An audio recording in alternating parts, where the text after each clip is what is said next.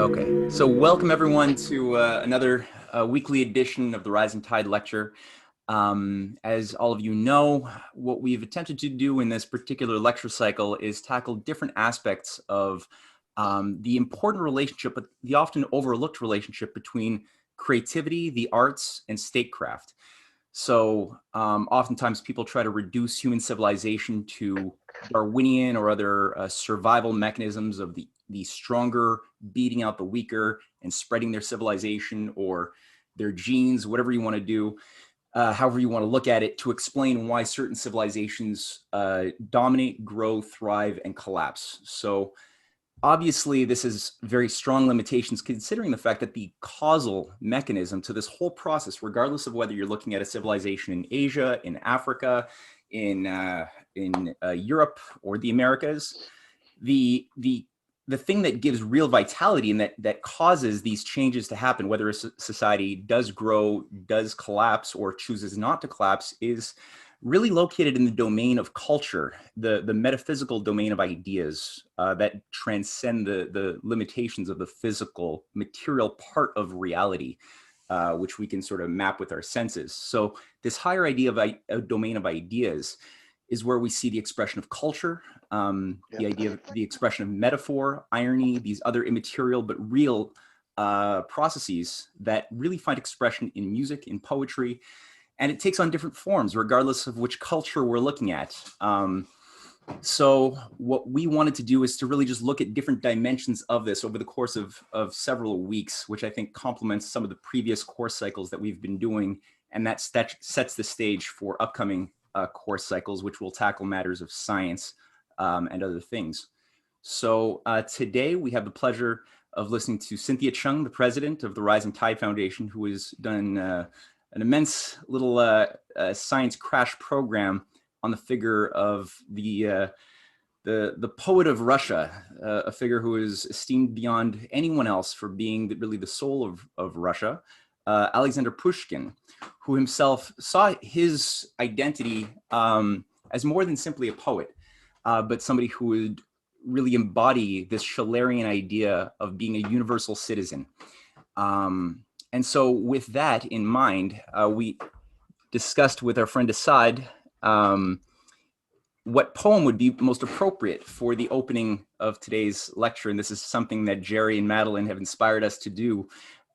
Before every class, we are, every week, a different person is taking the challenge of reciting a poem. Last week we had Dave reciting a sonnet by Shakespeare. Today, Assad has agreed to present us with a little poetic gift of an Urdu poem. So Assad, why don't you take the stage? Welcome everyone. So I've chosen him because he's not a very well-known poet. He's not covered by the mainstream right now. Uh, almost forgotten. But when I read his poem back in school, it has a very humanistic quality, unlike other works, more famous works of other poets, which are either spiritual, very devotional or romantic. But this one is all about the poem is called Admi Nama, which means addressed to man or in the name of man. And uh, well, I'm gonna read it in Urdu and then do a quick translation for everyone. So it goes like, दुनिया में बादशाह है सो है वो भी आदमी और मुफलिसो गदा है सो है वो भी आदमी जरदार बेनवा है सो है वो भी आदमी नेमत जो खा रहा है सो है वो भी आदमी. So it goes like, in the world, kings are human, uh, beggars are also human, wealthy people are human, and those who are blessed with gifts are also human. टुकड़े चबा रहा है सो है वो भी आदमी अब्दाल कुतुब गौसे वली आदमी हुए मुनकिर भी आदमी हुए और कुफ्र के भरे क्या क्या करिश्मे कश्फ व कराबात के लिए हत्ता कि अपने जोद व रियाजत के ज़ोर से खालिक से जा मिला है सो है वो भी आदमी. Then he goes into the spiritual qualities of human beings. These are spiritual stations: Abdal, Qutub, Ghaus, Wali. These are different kinds of saints, degrees of saints, a hierarchy there completely. And those who deny all that to humanity are also human. Those who are atheists are also human. Those who have performed miracles through whatever means are also human. And those who, on the basis of their piety, have assimilated themselves into the divine being um, are also human. Pharaoh was human, so was Namrod, and so on and so forth. Uh, what I like about this poem is, like, anytime I read it, it brings to my mind a picture of a painting of Peter Bruegel.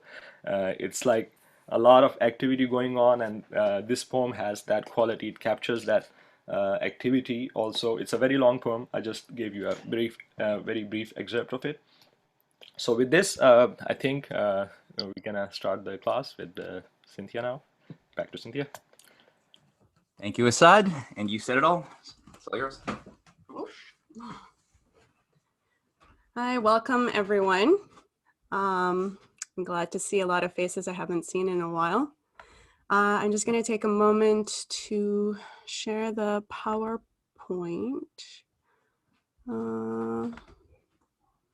Let's see.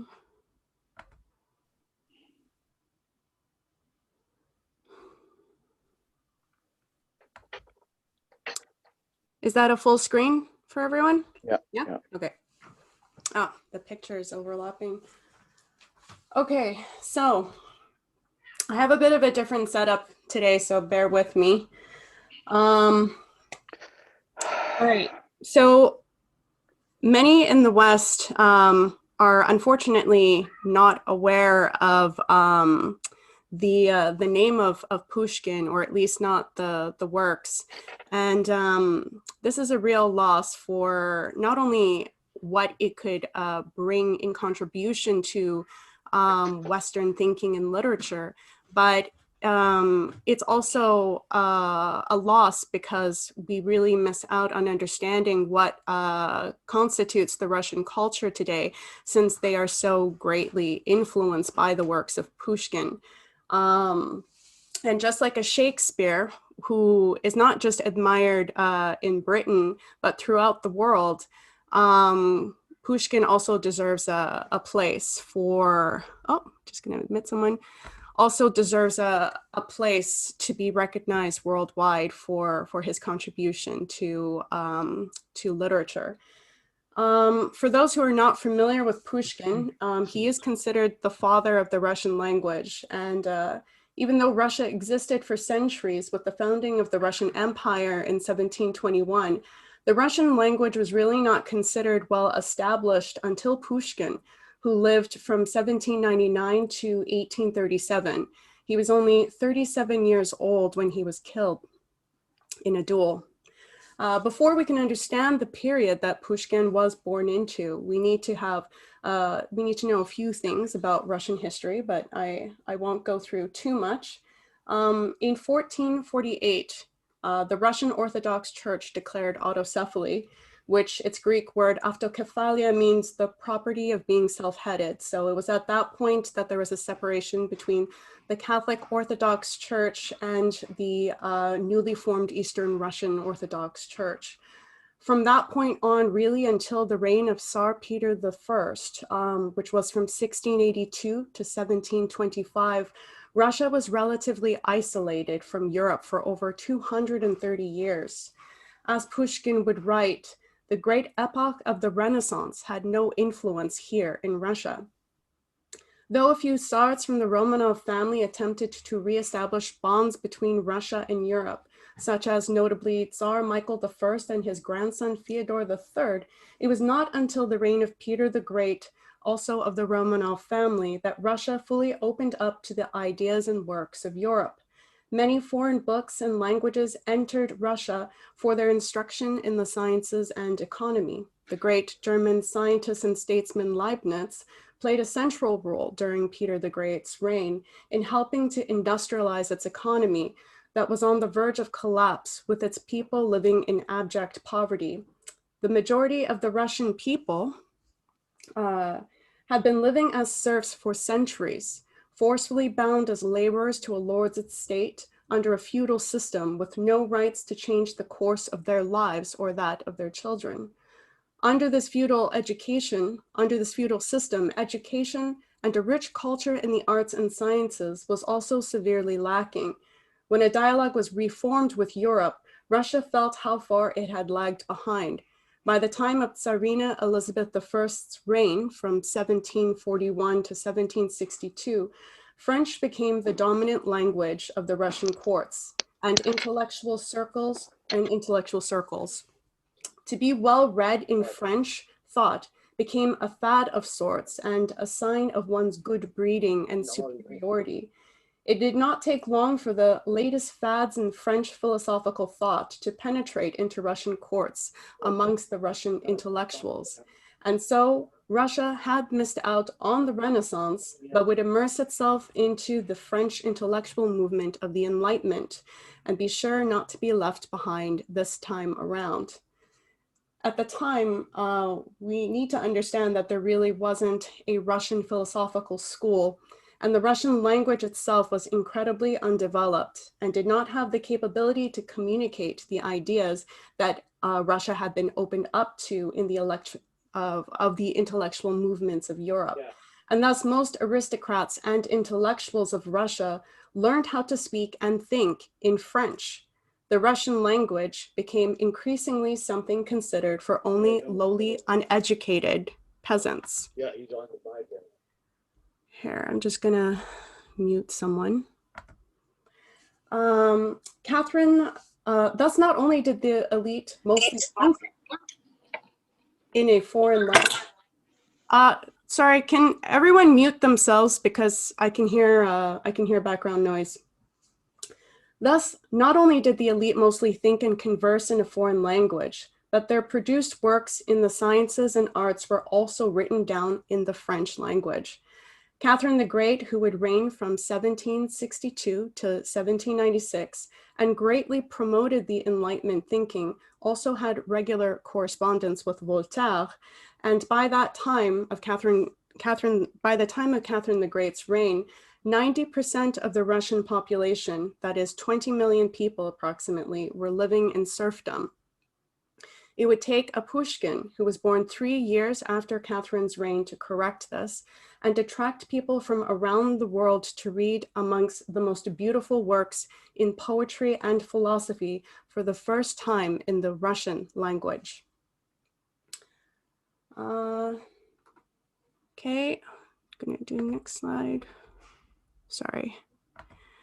Does someone want to read the quotes? Unfortunately, I think it's cropped at the bottom. It should say that this quote is from Pushkin, who was commenting on this challenge that Russia was facing. Yeah, why did it do that? Hold on a second.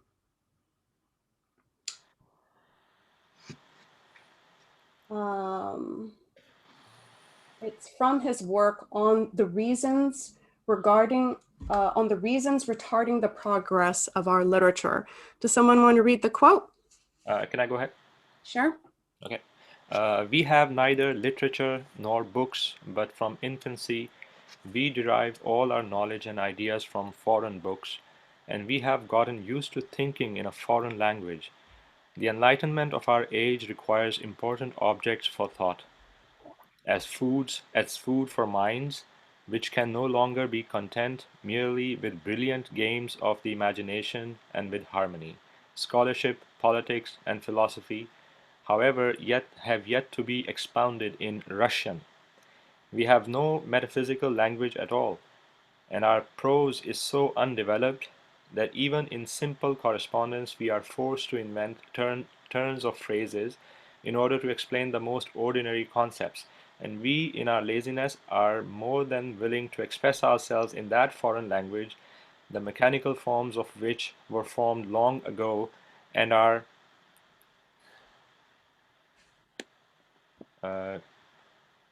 I can't read further. Known to everyone. And are known to everyone. Sorry about that. Yeah, I don't know why it got cropped like that.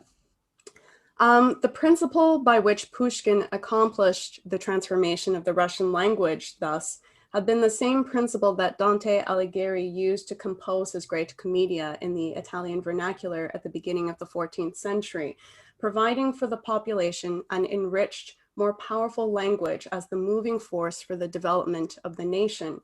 The poet's transformation of the common language gives an impetus to the creation of the modern nation state, as happened with Dante for Italy and Shakespeare for Britain. That is, as Pushkin makes transparent in the quote just read, for a country to thrive and advance, it must have its own language and culture to build upon itself. Although these ideas are universal and, as Pushkin states, known to everyone, it is important that a culture can express itself in these ideas, for if one only borrows from another, as the Romans did of the Greeks, it is never truly an accomplishment of your own. By developing a culture in the arts and sciences, it is a discovery of something universally shared, but it is your discovery, and it is not something merely borrowed and worn superficially. Pushkin would also become his generation's leading historian of Russia. He was working on a history of Peter the Great, which unfortunately was incomplete due to his life being cut short.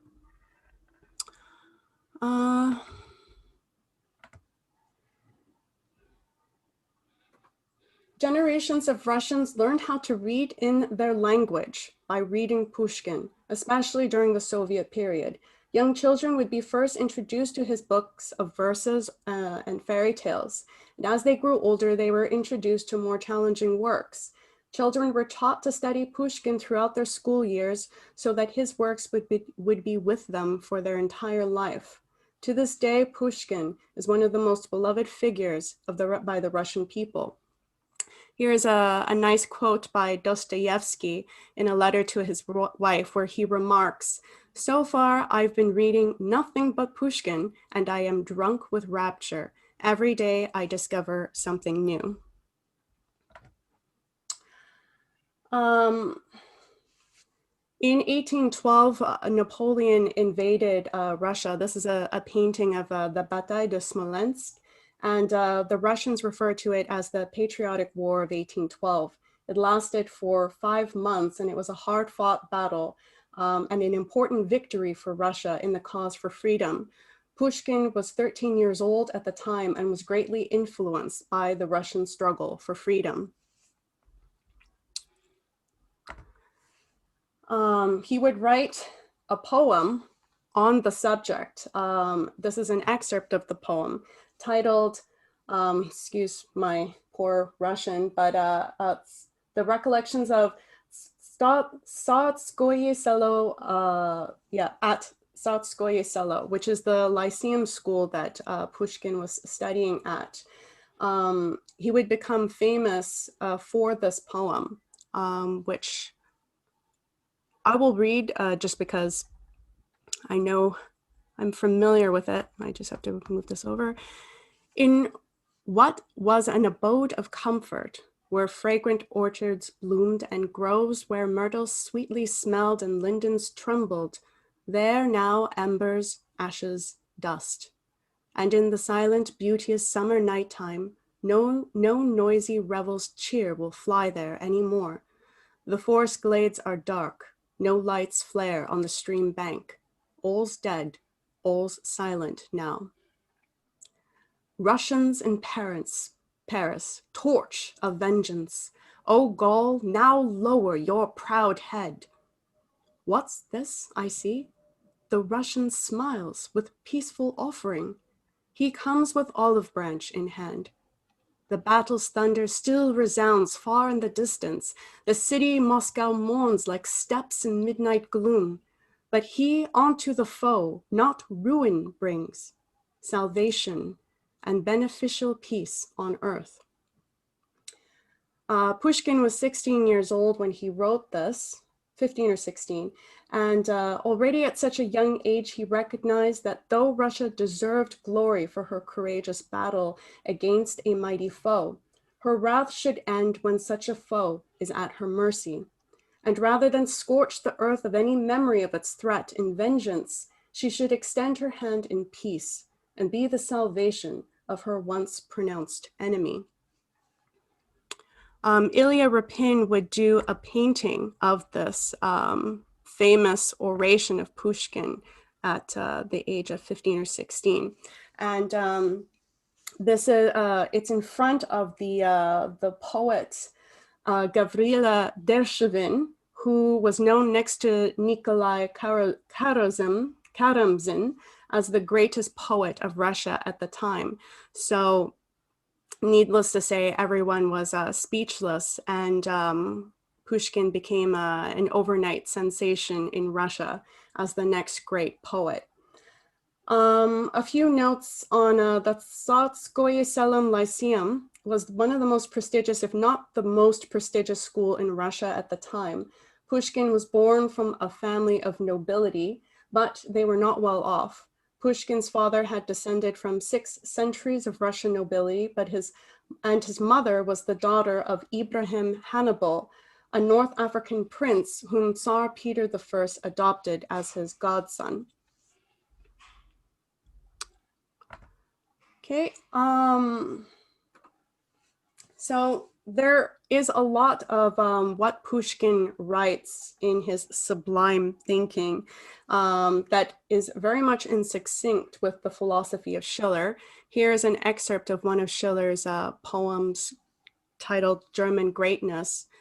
It is not Germany's greatness to find victory with the sword, but to penetrate into the realm of the spirit, to defeat prejudice, to fight like a man against illusion. That is worth the effort. It's not a coincidence that Pushkin and Schiller actually have much in common with each other in their approach to tragedy and universal history. Schiller lived from 1759 to 1805. Many Russians actually went to the same school as Schiller, the Karlsruhe in Germany. They were sent there by Catherine the Great for their education. For example, one of Schiller's classmates, Count Sheremetyev, had Love and Intrigue, one of Schiller's first creations, translated and performed at the Moscow University Theater. A few years later, The Robbers was rapidly translated into Russian and performed right after the German staging of the drama. From then on, it was typical that the Russians would have the second performance in the world right after the German staging of any Schiller drama. The first performance of Act 1 of Don Carlos in September 1837 in German took place almost simultaneously in both Leipzig, Germany, and at the Russian Court Theater in Gatchina, where a friend of Schiller's, Maximilian von Klinger, had just become adjutant to the heir to the throne. Klinger later became curator of the university in Dorpat and came to have significant influence on the education of the Russian youth. Professor Johann Georg Schwartz was teaching at Moscow University, where from as early as 1782, he encouraged his students to read the Russian translations of Schiller's works, while Professor Johann Baptist Chad, who had been Schiller's colleague in Vienna, worked at the University of Kharkov and played a major role in making Schiller known in southern Russia. Schiller was working on a drama on the subject of Demetrius, which remained unfinished due to his untimely death. The drama is about the legitimacy of power, about Nemesis, which overtakes the ruler when he violates the law of nature, that is, natural law. Schiller had such an immense effect on the Russian culture that when soldiers left for the Patriotic War in 1812, they carried with them numerous poems by Schiller, because these expressed the ideals of freedom and humanity, which they hoped to achieve by winning the war. Here's a wonderful quote by Nikolai Chernyshevsky. For those who are not familiar, Nikolai Chernyshevsky is one of the dominant intellectual figures of the 1860s revolutionary movement in Russia. He spent much of his later life in exile in Siberia, exiled by the Russian monarchy due to his intervening in favor of the peasants. Here he writes in 1857, "The works of Schiller are now being translated by us, and that is a joy. To hold Schiller as our own poet, as someone who has taken part in our own spiritual development. A feeling of just gratitude obliges us to acknowledge that our society owes more to this German than to any of our lyric poets, except for Pushkin. Quite a statement. For those who are not familiar with Schiller, I think that this is a great quote. Again, it cuts off at the end, but this is from Schiller's wonderful lecture at the Jena University titled, "To What Is and to What End Do We Study Universal History?" Did someone want to read the quote? May I read it again? Sure. Right. All preceding ages, without knowing it or aiming at it, have striven to bring about our human century. Ours are all the treasures which diligence and genius, reason and experience have finally brought home in the long age of the world. Only from history will you learn to set a value on the goods from which habit and unchallenged possession so easily deprive our gratitude. Priceless, precious goods upon which the blood of the best and the most noble clings. Clings. Goods which had to be won by the hard work of so many generations.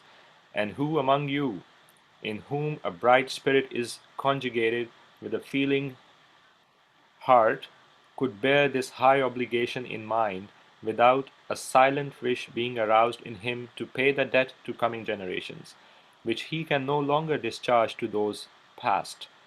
A noble desire must glow in us to also make a contribution out of our means to this rich bequest of truth, morality, and freedom which we receive from the world past, and which we must surrender once more, richly enlarged, to the world to come.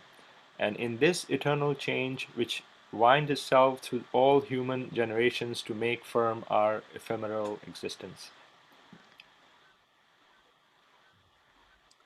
So despite Schiller passing away before he was able to complete Demetrius, which was going to be a study on the consequence of the violation of natural law, thus invoking the law of Nemesis, he did discuss this same principle in his poem, The Cranes of Ithaca. Ibycus was an ancient Greek lyric poet.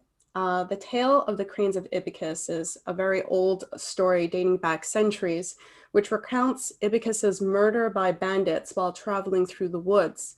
Before he is killed, he exclaims, "If there is no one else to avenge my murder, I call upon you cranes to be my vengeance." That is, the cranes flying overhead being the only witness to the crime.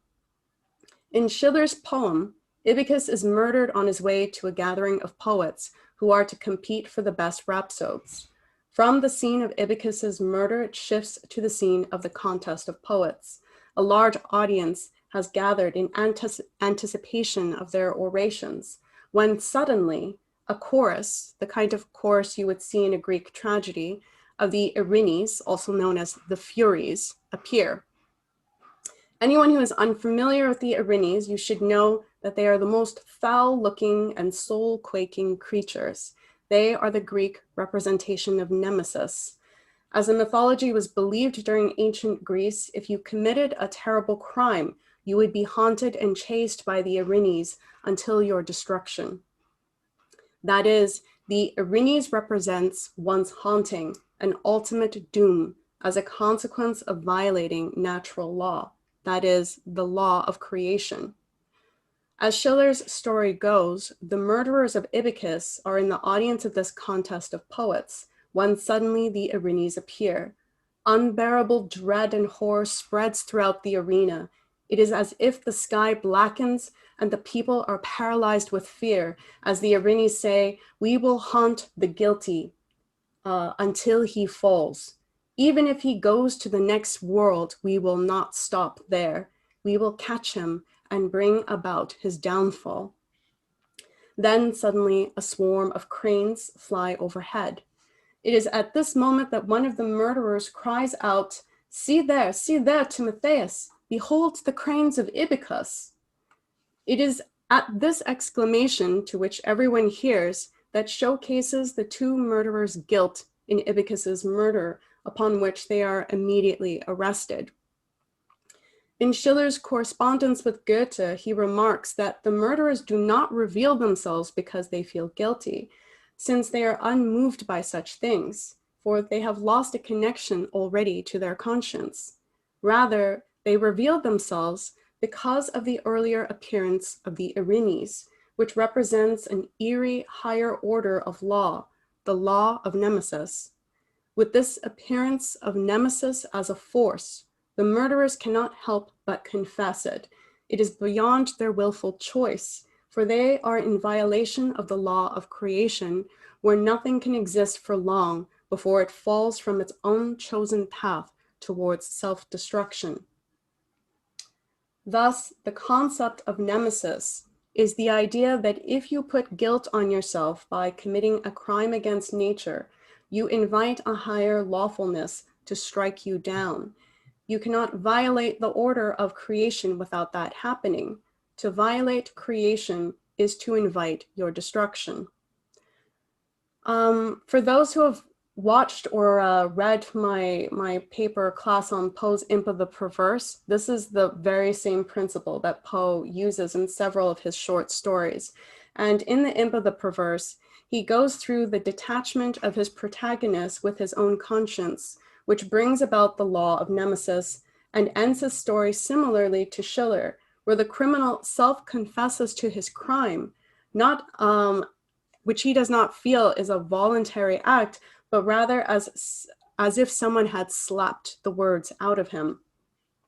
This can be understood not just as a consequence for an individual, but this is also the consequence in action by a people, an institution of thought, a civilization, which can all invite the law of Nemesis upon them if they violate natural law.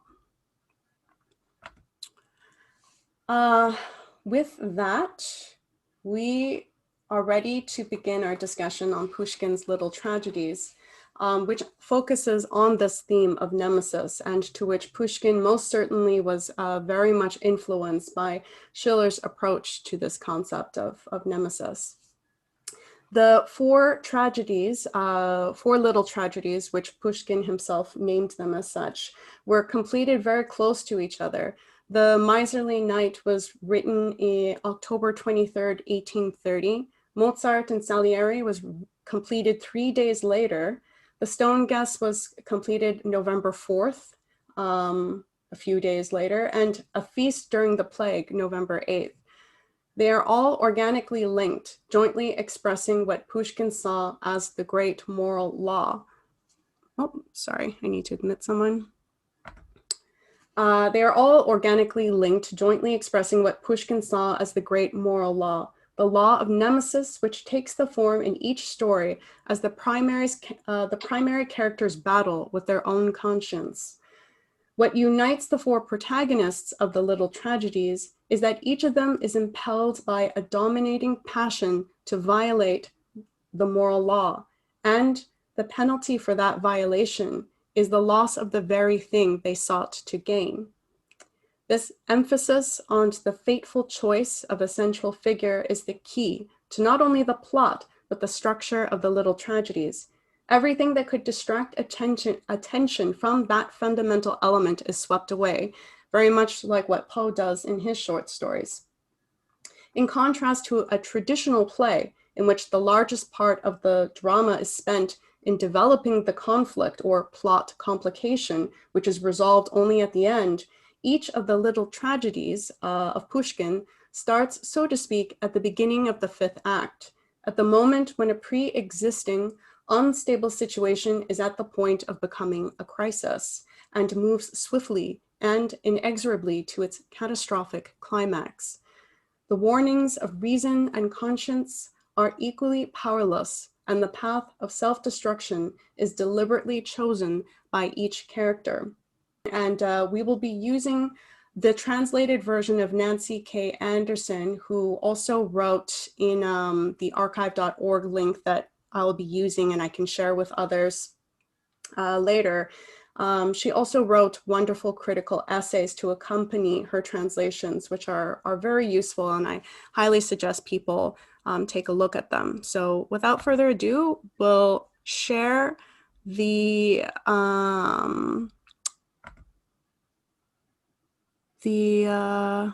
word Mozart and Salieri, which is personally my favorite of all the four tragedies. And we'll have Nick and Matt. Matt, you can come over here to read it because the mic is going to work better.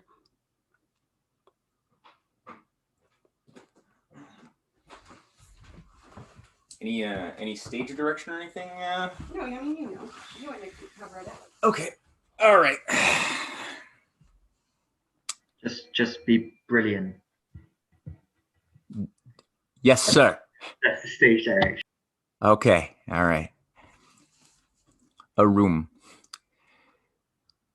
They say there's no justice here on earth, but there's no justice higher up either. To me, that's as clear and simple as do, re, mi.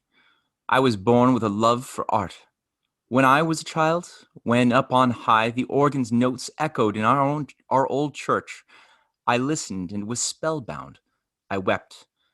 Sweet tears flowed against my will. Early, I refused all idle amusements. To know anything other than music was hateful to me. Stubbornly and proudly, I denied all else and gave myself up to music alone. The first steps were hard, and the first path was tedious.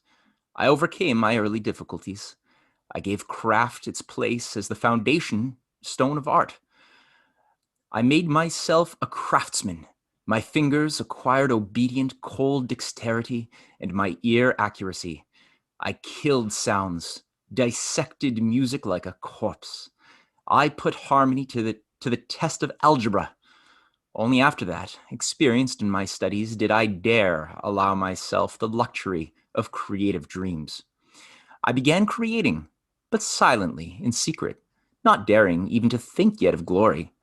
Often after sitting silently in my cell 2 or 3 days, forgetting sleep and food, after the taste of ecstasy and tears of inspiration, I burned my work and watched coldly as my idea and the sounds I had brought... sorry, I lost my spot. My idea and the sounds I had brought forth blazed up, then vanished with a puff of smoke. What am I saying? When the great Gluck appeared and revealed to us new mysteries, deep and captivating mysteries, didn't I abandon everything I'd known before, everything I'd loved and believed so fervently? And didn't I set out boldly after him without a murmur, like one who's lost his path and is directed to go another way? By concentrated, constant effort, finally, in the unbounded realm of art, I achieved a high place. Glory smiled on me. In people's hearts, I found the harmonies that I'd created. I was happy. I peacefully enjoyed my work, success, renown, as well as the works and the successes of my friends, my colleagues in the miracles of art. No, I never once felt envy then. No, never. Not even when Piccini learned to charm the savage Paris audience. Not even when I heard for the first time the opening chords of Iphigenia. Who will say that proud Salieri was ever a contemptible envier, a snake trodden powerless underfoot, left half alive to bite the dirt and dust? No one. But now, I say it myself. Now, I am an envier. I feel envy, deep, tormenting envy. Oh, heaven, where is rightness? When the sacred gift, mortal genius, comes not as a reward for ardent love and self-renunciation, labor, zeal, diligence, and prayers, but bestows its radiant halo on a madman who idly strolls through life. Oh, Mozart! Mozart! Aha, you saw me. And I wanted to give you a surprise amusement. You're here? When did you get here? Just now. I was walking here, coming to show you something, and as I went by a tavern, suddenly I heard a fiddle. No, my friend Salieri. You've never heard anything funnier in all your life. This blind fiddler in the tavern was soaring away at voce sapete. Splendid. I couldn't resist. I brought the fiddler here so I could treat you to his art. Come in. An old blind man with a violin enters. Play some Mozart for us.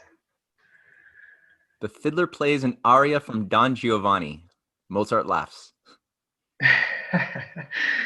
And you can laugh? Oh, Salieri. Really, you don't laugh at that? No. I don't find it funny when some worthless dauber makes smears and drips on Raphael's Madonna. I don't find it funny when some vulgar showman reels off a parody that dishonors Dante. Be off, old man. Wait, here's something for you. Drink to my health. The old man exits. Right now, Salieri, you're not in a good mood. I'll come see you another time. What did you bring me? Oh, nothing. Just a trifle. Late last night, my insomnia tormented me, and 2 or 3 ideas crossed my mind. Today I sketched them out. I wanted to find out what you thought, but right now you don't feel like hearing. Oh, Mozart. When don't I feel like hearing you? Sit down. I'm listening.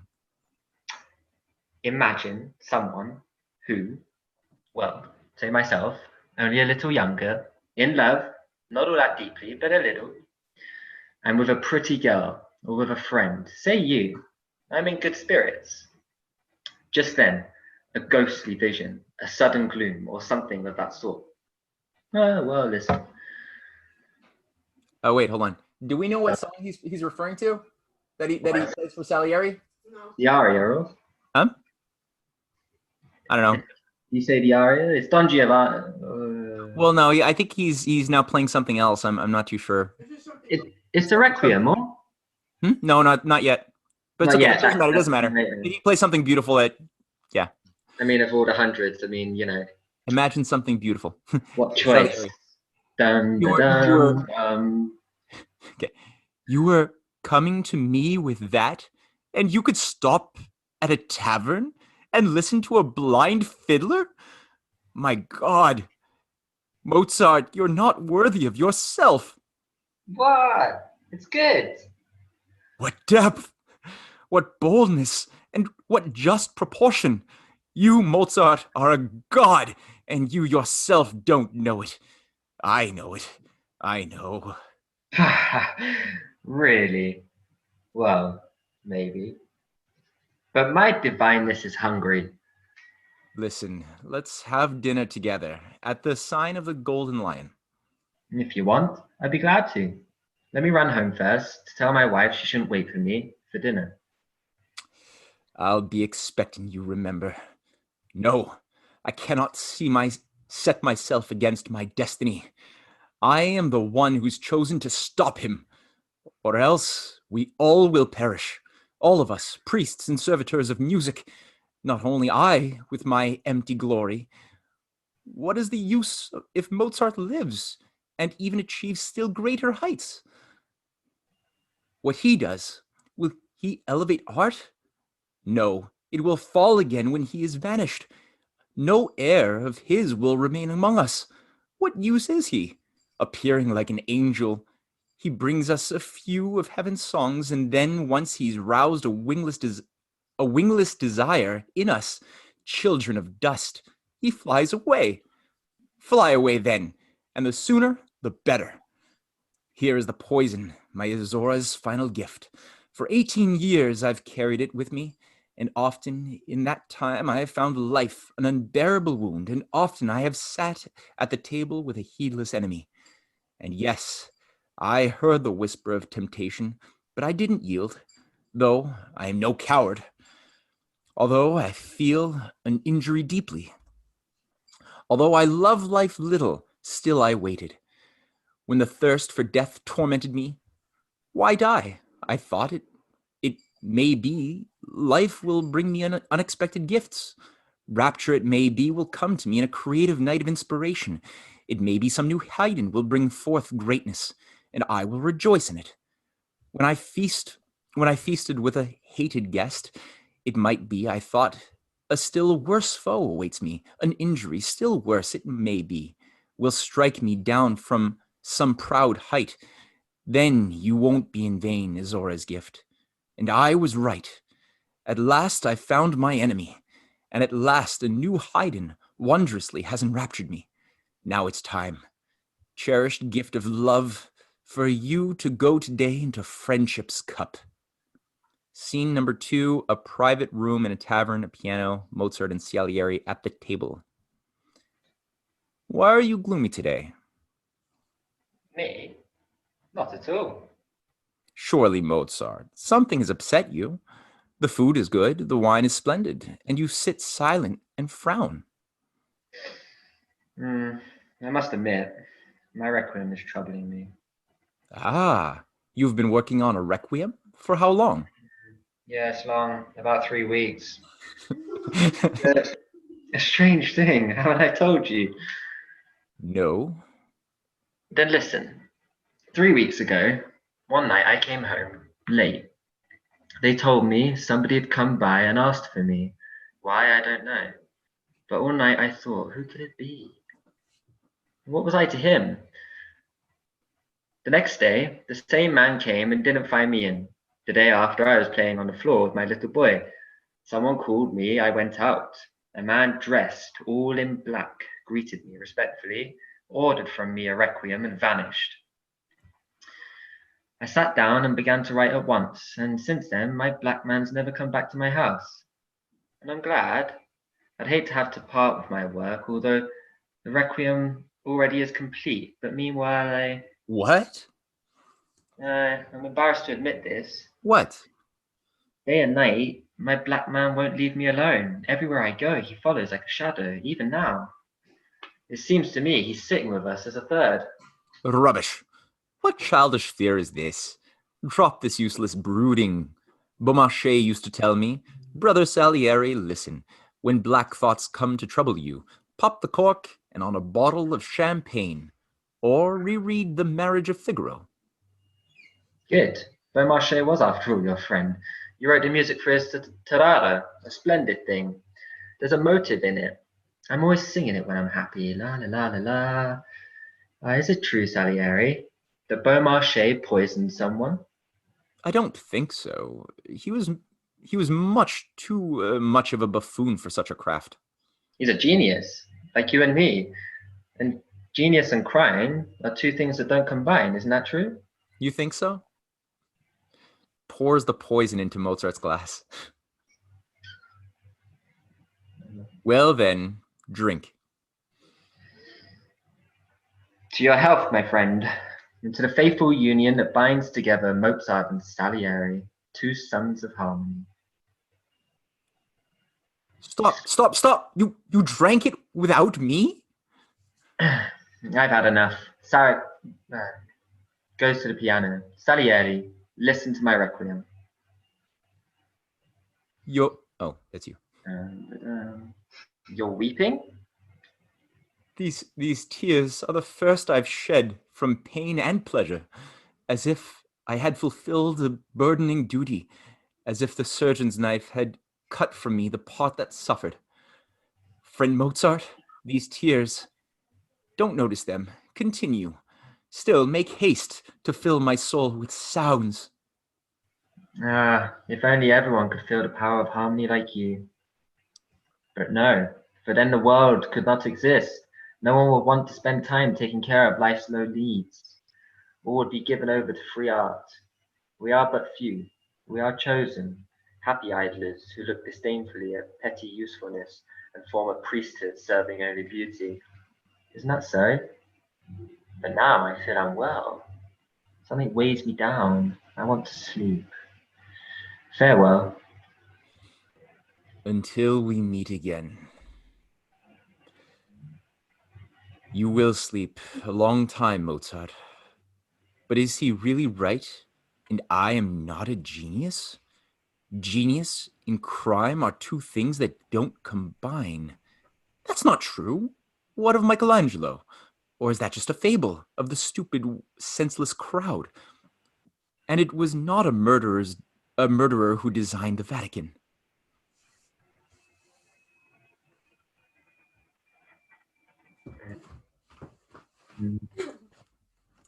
Oh, bravo. That was a very enjoyable performance. Thank you, Nick and Matt. Thanks, Matt. Thank you, Nick.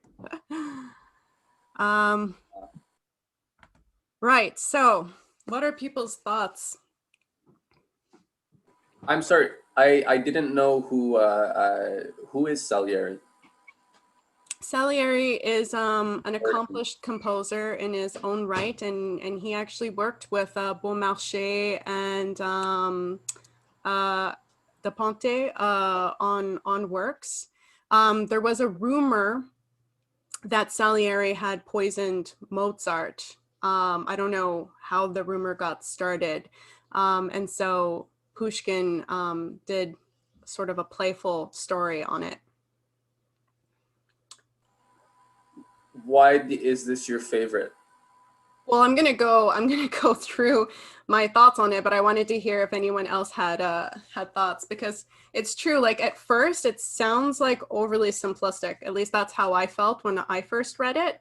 Was you know, well, that's not very nice to Salieri, who probably didn't poison Mozart in real life, but actually, the play has a lot of layers to it. But if nobody else has any thoughts, I'll share what I've reflected on. All right, so Pushkin. Oh, I have something. I want to say something. Sure. I was thinking it's this idea that you're in the presence of genius, and Salieri knows he can never achieve what Mozart has achieved or is achieving, and so his kind of evil thought is, oh, I'm going to destroy that greatness because I will never be able to get to that level, and then I don't have to look at it anymore. But then there's the paradox that Salieri himself is very moved when Mozart plays, and actually really loves the music that Mozart composes.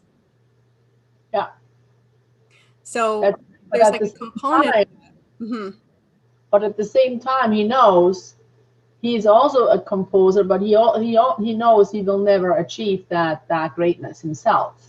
Well, he also mentions that Gluck and another composer is greater than him, but he doesn't feel envy when he thinks of those composers. He never felt envy until Mozart. But maybe they do not move him as much as Mozart does. Right, but he still thinks that Gluck is an amazing composer. He's still moved by Gluck, but he thinks Gluck is better than him at his present, state as an artist, but he doesn't feel envy with Gluck. But it's an interesting point, because obviously there is a component of that, but it's not quite that, right? Because ultimately Salieri's actions are completely contradictory to themselves, because he loves Mozart but also wishes him dead. There's an interesting note that Pushkin wrote it seems around 1832. He wrote to himself, "At the premiere of Don Giovanni, when the whole theater filled with astounded music lovers was hushed, intoxicated by Mozart's harmonies, a whistle of derision was heard.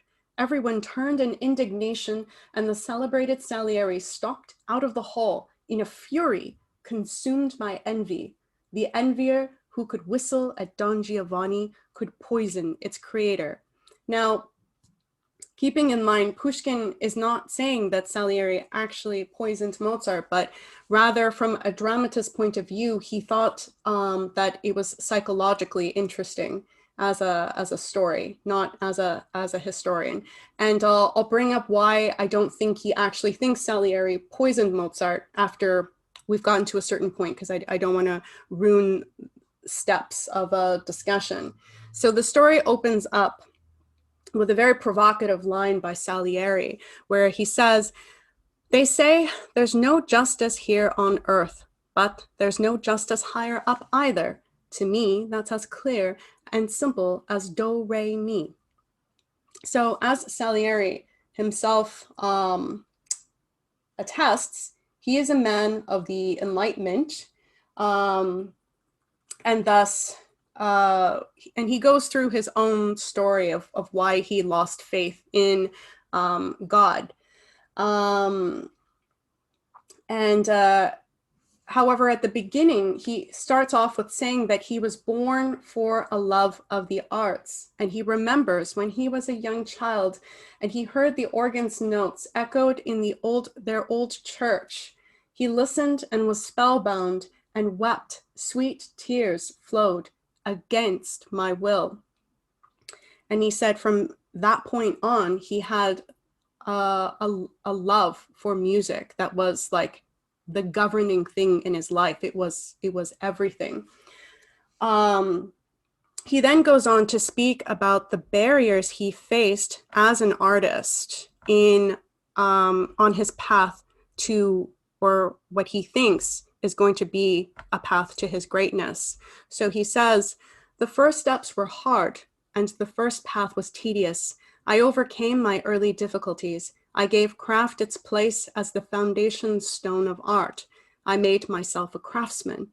My fingers acquired obedient, cold dexterity, and my ear accuracy. I killed sounds, dissected music like a corpse. I put harmony to the test of algebra." So very obviously, he's referring to the methods of enlightenment, and it's a logical reasoning that he is using to try to dissect music to kind of uncover what is greatness, as if, you know, you could write it in a system of rules that you could then simply follow once you've dissected it. Bizarrely, what Salieri is meeting in his challenge to go about this goal of cold calculation is his other identity. So Salieri has the Salieri as an artist, but he also has the Salieri of the system of enlightenment, and they're in conflict with each other. And this is part of why he is a very unhappy man. But unfortunately, he's putting his logical reasoning above what he considers his irrational impulse when he was young as a child that first moved him towards music. Let me go on.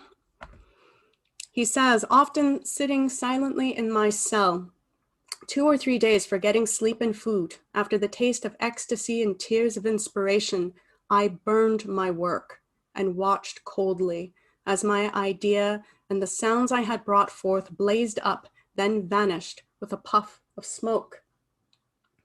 So he watches his work being burned coldly as if it were not his. It's a representation of one side of him dominating the other at that point. He goes on to say that once he recognizes the greatness of Gluck, he throws everything that he was working on away, and he simply takes up the challenge of following in the steps of a Gluck. Like you could, you know, that again, from a logical standpoint, you just simply have to follow the rules that you perceive Gluck is using in order to create these great works of art. So obviously Salieri is not completely that, because he is a great composer. He actually has in his own right accomplished unique creative compositions. And so Salieri is not aware of it himself, that even though he uses these great artists as stepping stones, there is something still within him that is introducing a uniqueness that allows for it to be considered something significant. He also goes on, as I was discussing earlier with Magdalene, that that he didn't actually feel envy when thinking of Gluck, or I think the other composer is Puccini, because he thought that it was merely that they were followers of the system of thought that he is convinced is the dominating judge of what is good and useful in the arts. He doesn't feel envy for them because he thinks it's just a matter of hard work, and he will eventually achieve that status as long as he follows the steps accordingly to what he has judged are the steps in his system. He will reach that greatness and possibly beyond. And so he doesn't feel threatened by their works of art. However, when Mozart comes along, this is the first time he feels envy, because Mozart does not fit into this system of thought that Salieri has made the kind of godhead, so to speak, of how he views the world of the arts. Mozart defies every rule that Salieri thought was unbreakable, and infuriatingly, Mozart does it as if it just comes to him. And Salieri describes him, right, as like an idly strolling through life. Like it's a mockery, Salieri feels. So he says, "But now I say it myself. Now I am an envier. I feel envy, deep, tormenting envy. O heaven, where is rightness when the sacred gift, immortal genius, comes not as a reward for ardent love and self-renunciation, labor, zeal, diligence, and prayers, but bestows its radiant halo on a madman who idly strolls through life? Oh, Mozart, Mozart." So Salieri feels he should be deserving of genius because he works, he obsesses day and night over wanting to become great. Why should it be given to someone who doesn't seem to put that kind of care into their work?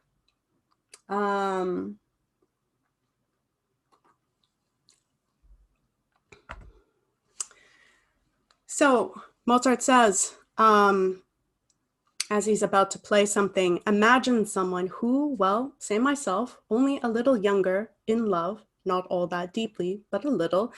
I'm with a pretty girl or with a friend, say you. I'm in good spirits. Just then, a ghostly vision, a sudden gloom, or something of that sort. Right, earlier, when Mozart brings in the surprise performance of the blind fiddler who infuriates Salieri, and Mozart was expecting him to think it were humorous. Instead, Salieri is indignified. The reason why Salieri is upset is not just because the performance itself is subpar, but the real source of Salieri's anger, as it becomes clear later on, is that he sees art much as the baron sees his gold, as a treasure to be guarded, kept from desecration by irreverent or prodigal hands, whether the threat to it is as trivial as one posed by a poor blind fiddler, or as great as one that, in Salieri's opinion, Mozart himself represents. For Mozart, by contrast, art can be freely spent. There's no danger that it will be used up, or that the value it contains will be lost or debased. He is not the guardian of art, because he knows that art needs no guardian, that after the inept, the vulgar, and the mercenary have done their worst, art will still remain. And with this consciousness, he can afford to laugh at an unintended parody.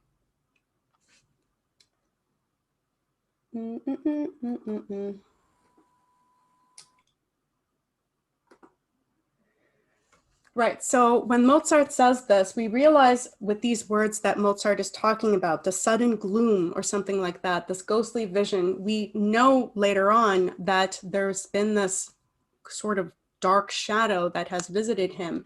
And it's made clear that Mozart is aware that his end is drawing near. that the requiem is going to be his last contribution. Salieri, when he hears, I'm not sure if Mozart's playing requiem here, it's not clear, but Salieri responds with, "What depth, what a boldness, and what just proportion. You, Mozart, are a god, and you yourself don't know it. I know it. I know." Mozart responds with, "Bah, really? Well, maybe, but my divineness is hungry." This obviously is a bit of a slap in the face for Salieri, who just paid Mozart the compliment that he would have like died for. Well, not, you know, this is like the utmost compliment to Salieri. However, it goes to show that Salieri doesn't actually understand what should be motivating an artist, that an artist does not become a god in their arts, but that it brings up a question that is old, of whether the artist should lay direct claim, that is like should take credit for the source of their artistic accomplishments as their own, possessed as their own, or are these works always aspired by an external source of inspiration, something divine, so to speak.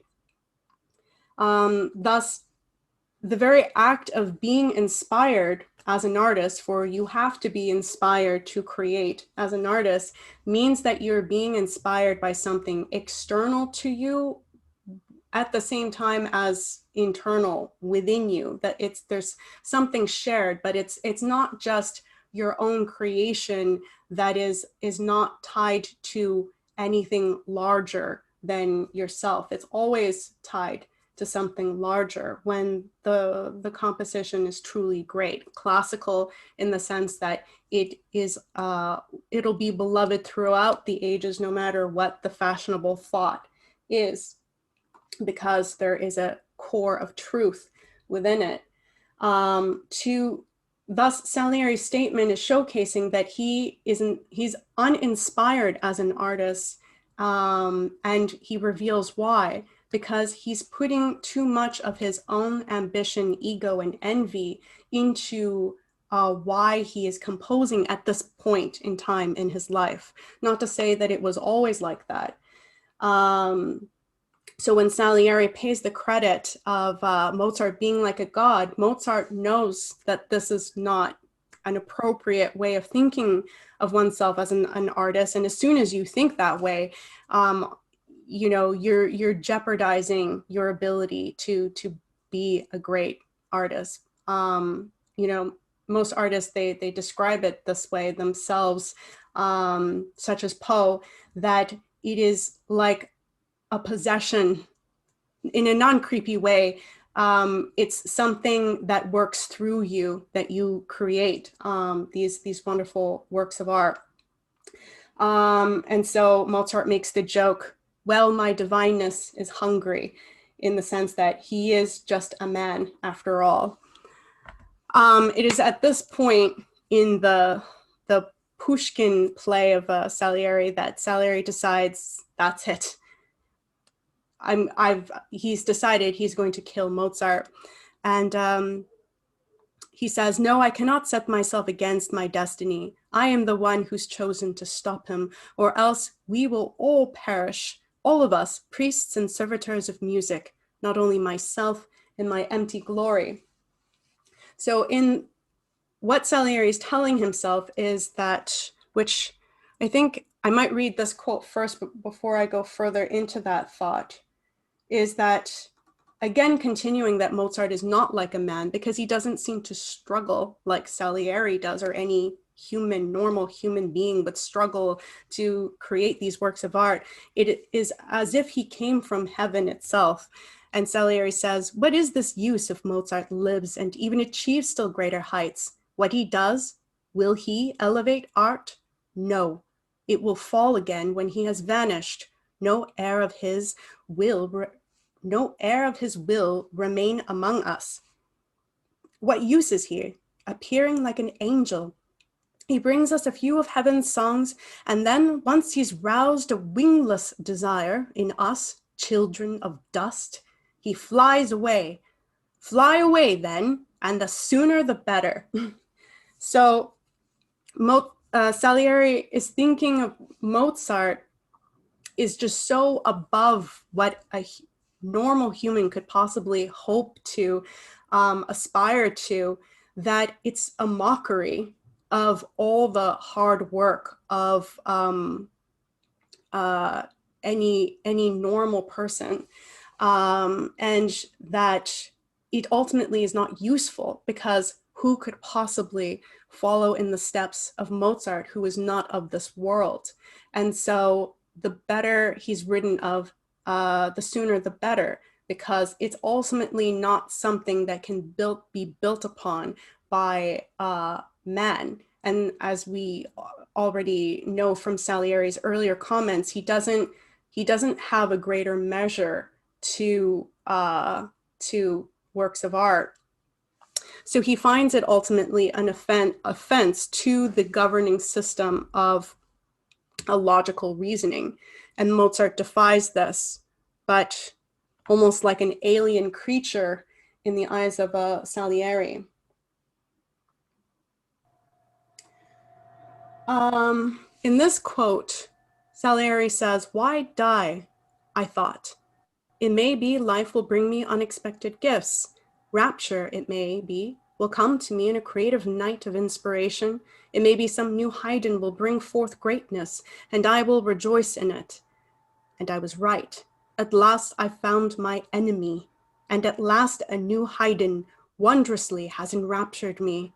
Now it's time, cherished gift of love, for you to go today into friendship's cup. What a paradoxical, self-reflection that is. You can see that Salieri is in a great conflict within himself between the artist and the logician. And he says himself that the only reason why he hasn't ended his life, because he still loves music so much, it was the hope that a new Haydn would come forth. And a new Haydn has been brought forth, a Mozart. And then he very contradictorily says, I finally found my enemy. And thus he needs to be ended through friendship's cup. One thing people should know in Russian, the reference to friendship's cup, also round robin cup in Russian, is used interchangeably to refer to a custom by which, as a gesture of friendship, a single cup would be passed around the table for everyone to drink from in turn. Thus, Salieri is referring to a murder-suicide when he says, drink from friendship's cup. So again, very contradictory. He says, his hope for finding a new Haydn has occurred, but because Mozart is in violation of these things, he must die. But Salieri recognizes that his own existence, in a way, is tied to that of Mozart's, which I'll go into further a little bit later. And that if Mozart is to die, he also must die. So in the next scene, they're at the tavern having dinner, and Salieri has put the poison in the wine. And Salieri notices that Mozart looks gloomy. And again, Mozart is aware that his end is approaching, and Salieri gets a little paranoid and asks him, "Is everything okay?" And Mozart responds that he's basically been reflecting on this shadow entity that has paid him a visit and has requested the requiem of him, which as soon as it was requested of him, he sat down and wrote it at once. All this happened 3 weeks ago, before Salieri had formed his murderous intent. Suddenly we realize that Salieri is so confident that it is his decision, his will, that controls the course of events. He is in fact merely an agent. Behind him, allowing him to act, stands fate. The same higher will that inexplicably granted Mozart his supreme artistry is now just as inexplicably setting a term to his life, and Mozart recognizes it. So Mozart has already, been working on the requiem for the 3 weeks, and he's ready to go at this point. He continues on, since then, my black man's never come back to my house, and I'm glad. I'd hate to have to part with my work, although the requiem is complete. Why does Mozart speak of parting with his work? After all, he is not in the position of a painter or sculptor who must physically part with their own creations. What a composer or writer produces is an idea, which he does not lose simply because it is then written down. Mozart is parting with his work because the Requiem was his last work, not just chronologically, but teleologically, that is, towards a purposeful end. All that he was called upon to do in his lifetime is now finished, and he knows it. Hence the apparent inconsistency of Mozart's referring to his Requiem as complete, whereas Pushkin knew that Mozart didn't actually complete the Requiem. The last parts of it were completed by his pupil. But Pushkin's mythological rather than historically accurate approach is meant for the Requiem is complete because it ought to be complete. The fact is adjusted to fit what for Pushkin is the greater truth, that the artist dies not at a random moment, not because of the spite of lesser men or because of casual events which could equally well have happened differently, but because the moment of fate arrives. His work is done, his time has come, and Mozart accepts this with the same humility with which he accepted his gift itself. Although he speaks of being continuously followed by the black man, he never expresses any fear of him.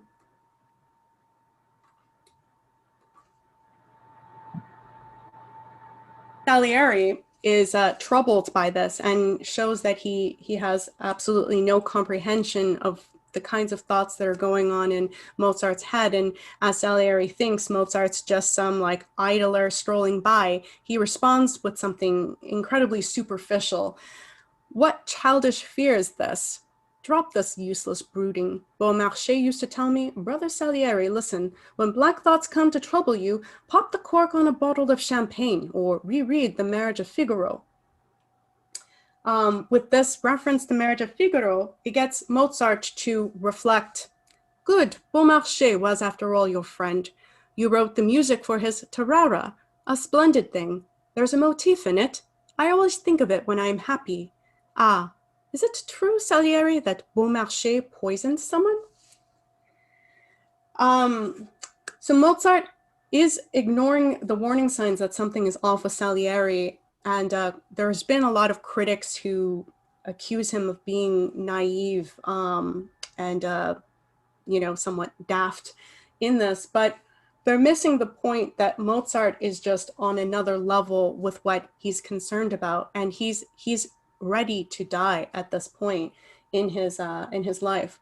When Mozart addresses that Beaumarchais committed a great crime, Salieri, you know what, I'm going to skip that part.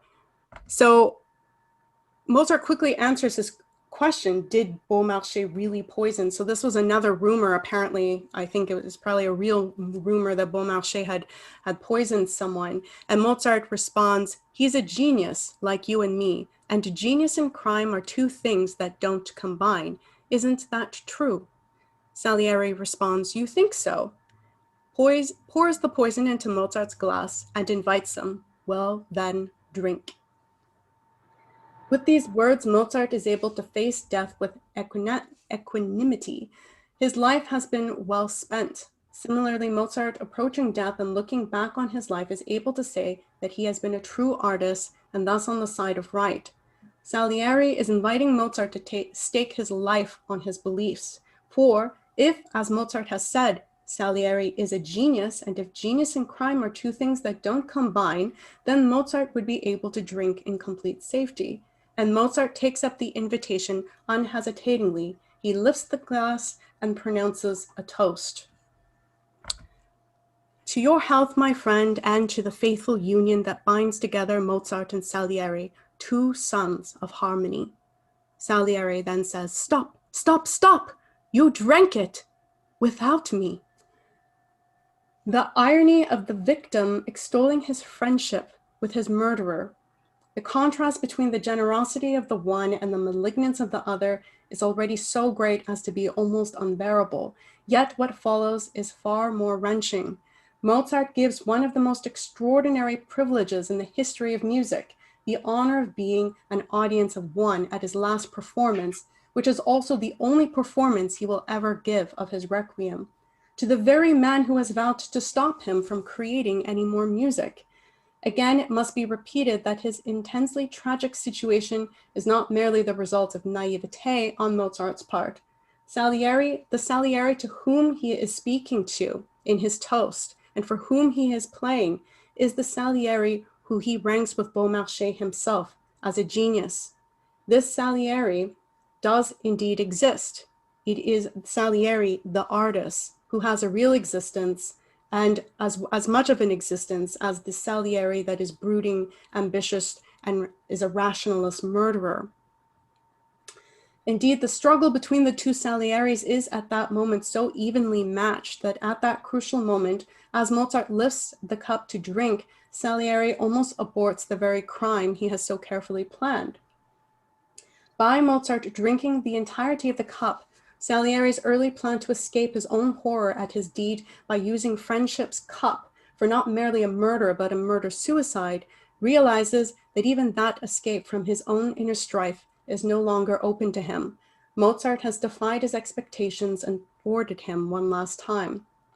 Salieri's agony and relief after Mozart has drunk the poison spring from the same cause, that the rationalist, the master of the system, the murderer within him, has finally gained a decisive victory over the artist within.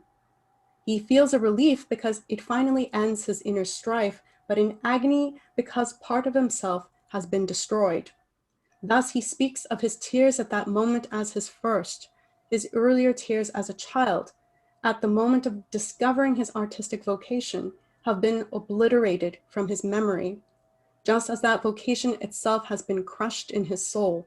From Salieri's early destruction of his beloved first works to his abandonment of everything he'd known before, everything he'd loved and believed so fervently when he became a disciple of Gluck, to poisoning the very composer whom he loves above all others and hails as a new Haydn, it all forms a single trajectory which finally reaches its logical end, spiritual self-destruction.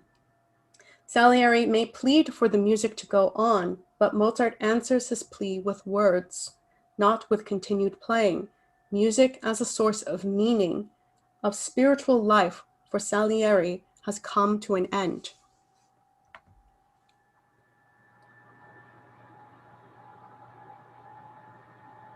Struck by Salieri's emotion, Mozart replies, "If only everyone could feel the power of harmony like you. But no, for then the world could not exist. No one would want to spend time taking care of life's low needs. All would be given over to free art. We are but few, we chosen, happy idlers, who look disdainfully at petty usefulness and form a priesthood serving only beauty. Isn't that so?"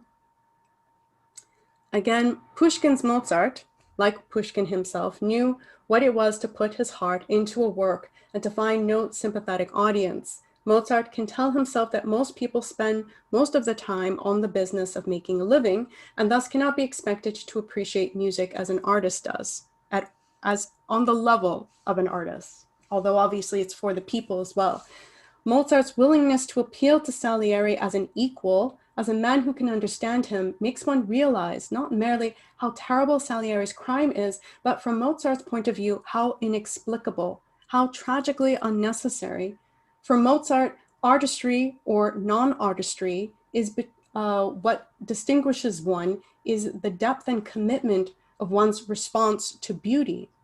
The whole question of artistic ranking, of superiority and inferiority that obsesses Salieri means nothing to Mozart. To feel the power of harmony strong enough to respond to and create as much beauty as one can with as much skill and love as one can bring to the work, it is that, not one's specific level of achievement, which in Mozart's view makes one an artist. For Mozart, as for Salieri, to be an artist is to be part of a priesthood, but one who enters this priesthood not, as Salieri imagines, through the merit of one's own hard work. Rather, this priestly status comes from the choice one makes to love beauty more, to love something else, something deemed worthy by its usefulness. Only those who are willing steadfastly to reject other goals and serve beauty first are true members of the priesthood of artists. A demand stern enough, Mozart realizes, that few will be able to achieve it. One might have thought that if anyone could achieve it, it would be the aesthetic, single-minded Salieri, but one who feels little attraction to petty sins of the flesh may be all the more vulnerable to the sins of the mind and spirit, to ambition and envy. Okay, 2 more slides and then we'll be done with this analysis. So Mozart says, I feel unwell, something weighs me down. I want to sleep, farewell. Salieri responds, until we meet again. According to Nancy K. Anderson, which obviously we lose a lot with an English translation of Russian, Nancy K. Anderson makes the point that what Mozart uses as the Russian word for farewell is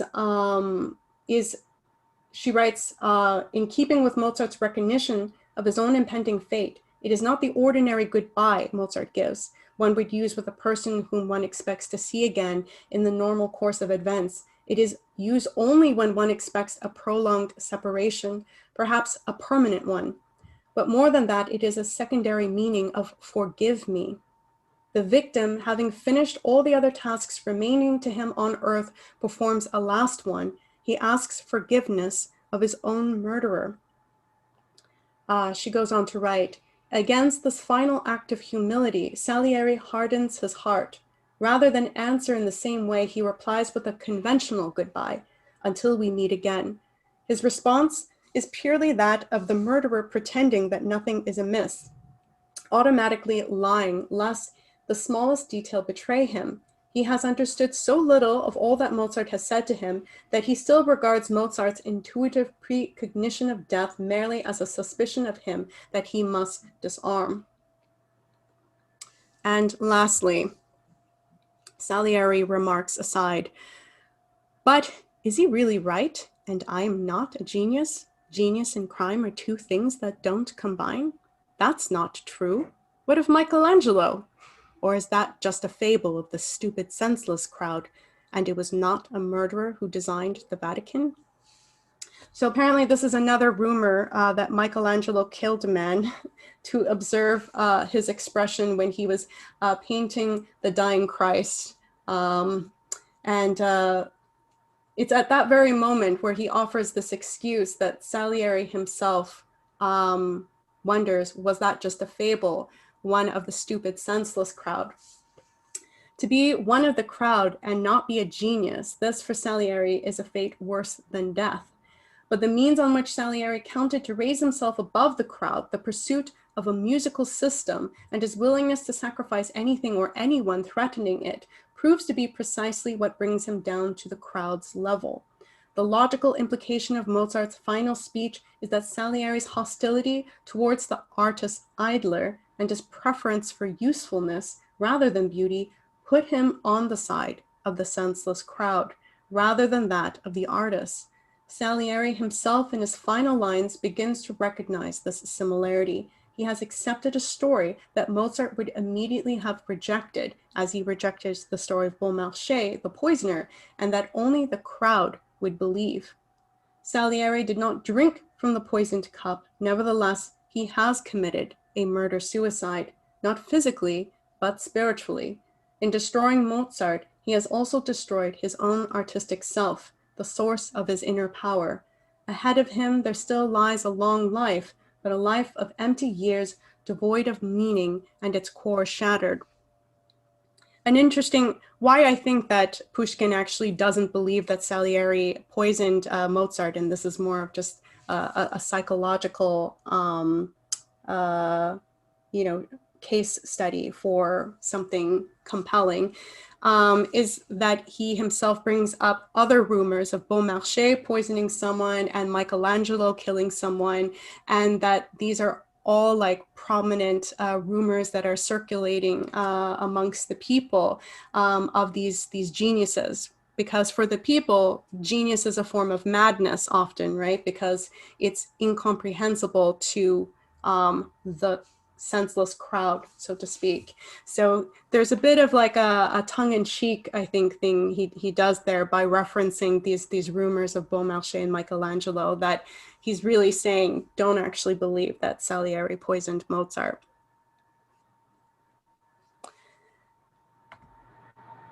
So I'm not going to go through the other two. I'm pretty much going to wrap up the class here, and then we can discuss our thoughts. But the other two tragedies that Pushkin wrote were The Stone Guests off of Don Juan, which Molière did a work on, and Mozart's Don Giovanni is also using the same story. And A Feast During the Plague is the other one. And again, I suggest people read Nancy's translations of them and her essays on them, which I find are very useful. So I will end here, but I want to include two poems. Well, one, an excerpt of a poem, and another one, a poem. So in this excerpt, I think it summarizes Pushkin very well in terms of what was motivating him as a poet of freedom, the Russian poet of freedom, but a universal poet of freedom, where he states in his poem, "A monument I've raised, not built with hands." And this is an excerpt. "A monument I've raised, not built with hands. A monument I've raised, not built with hands, and common folk shall keep the path well trodden to where it unsubdued and towering stands higher than Alexander's column. I shall not wholly die, for in my sacred lyre my spirit shall outlive my dust's corruption, and honor shall I have, so long the glorious fire of poesy flames on one single scutcheon. Rumor of me shall then my whole vast country fill, and every tongue she owns my name shall speak, proud slaves' posterity, thin and unlettered still, the Tungus and the steppe-loving Kalmyk. And long the people yet will honor me, because my lyre was tuned to loving kindness, and in a cruel age I praised freedom in my song, and mercy to those forsaken."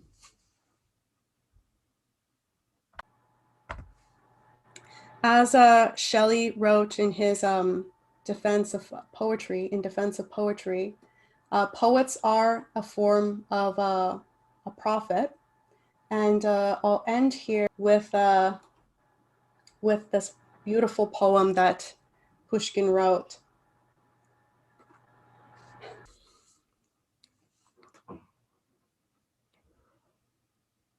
The Prophet.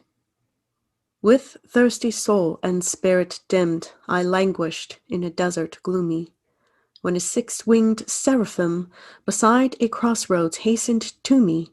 With fingers light as in a dream, my eyelids then were touched by him. Those weighty lids, wide open, fluttered, as a scared eaglet's eyes unshudder. Lightly he touched my ears around, and my ears rang and filled with sound. I grasped the tremor of creation, the lofty course the angels keep, sea creatures' movements in the deep, the distant growth of vegetation. He reached between my frozen lips, and out my sinful tongue he ripped, for its deceit and idle prating. And then the wisest serpent's sting, with bloodied right hand did he bring to where my deadened mouth was waiting. My breast he opened with a sword, and tore my heart out as it trembled, and where my vacant breast was gored, he placed a fire-glowing ember. As corpse-like on the sand I lay, God's voice did summon me and say, Rise, prophet, hearken, understand. By thee now let my will be done. Make rounds of all the seas and lands, by word ignite the hearts of men.